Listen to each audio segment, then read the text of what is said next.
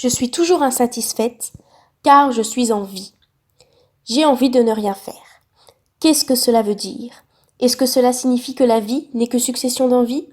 Lorsque je n'ai ni contrainte ni obligation, j'ai de l'envie. Envie de lire un livre, alors je le lis.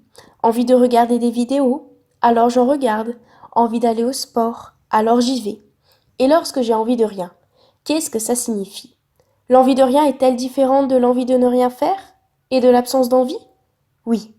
L'envie de ne rien faire signifie que dans toutes mes possibilités d'action, j'ai envie d'en effectuer aucune. Piège, c'est déjà une envie.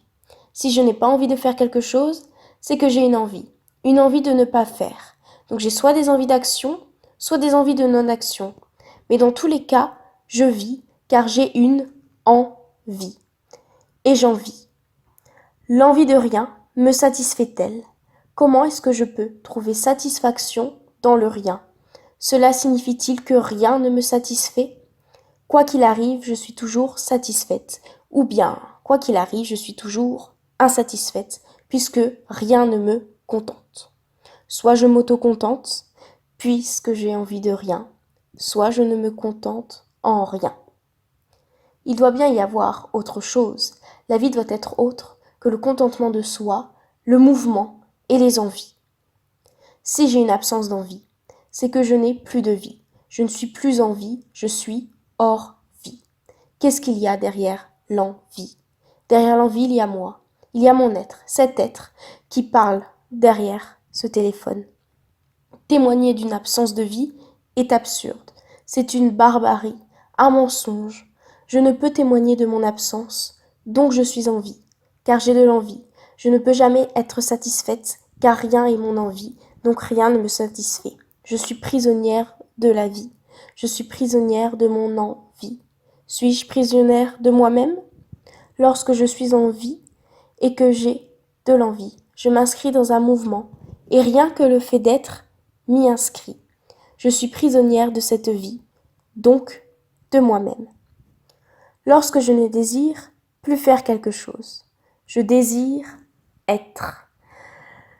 Et non être quelque chose, car vouloir être quelque chose est la conséquence d'un ensemble d'obligations, de contraintes et d'envie de faire. Par exemple, si j'ai envie d'être en forme, je vais être obligée de faire du sport pour satisfaire mon envie, atteindre cet objectif. L'obligation est au service de mon envie. D'ailleurs, je ne peux pas être en forme si je veux aussi maigrir, car être en forme, c'est être de mes formes, être de bonne forme. L'envie d'être quelque chose est plus difficile à satisfaire que l'envie de faire quelque chose, mais il y a toujours ce quelque chose, l'envie d'être quelque chose et l'envie d'être autre que soi. C'est une forme de négation, de détournement. Alors l'envie de rien est-elle l'envie d'être? J'envie ce que je suis, j'envie l'en-moi. Donc je n'envie rien puisque je suis et pourtant je ne suis pas rien. J'ai bien conscience d'être un agrégat d'atomes parmi tant d'autres, mais je ne suis pas rien puisque je suis celle derrière son écran. J'ai une existence. Alors, qu'est-ce que vouloir être rien? C'est être quelque chose d'autre que soi, car c'est être autre. Donc, rassurons-nous, nous ne sommes pas rien. Rien. Qu'est-ce que c'est rien? L'absence? Encore une fois, si je ne veux rien, je veux l'absence. Donc, je ne peux pas être satisfaite. Je suis humaine. Vouloir, c'est posséder. Vouloir, c'est avoir envie d'être. Je veux avoir envie d'être moi.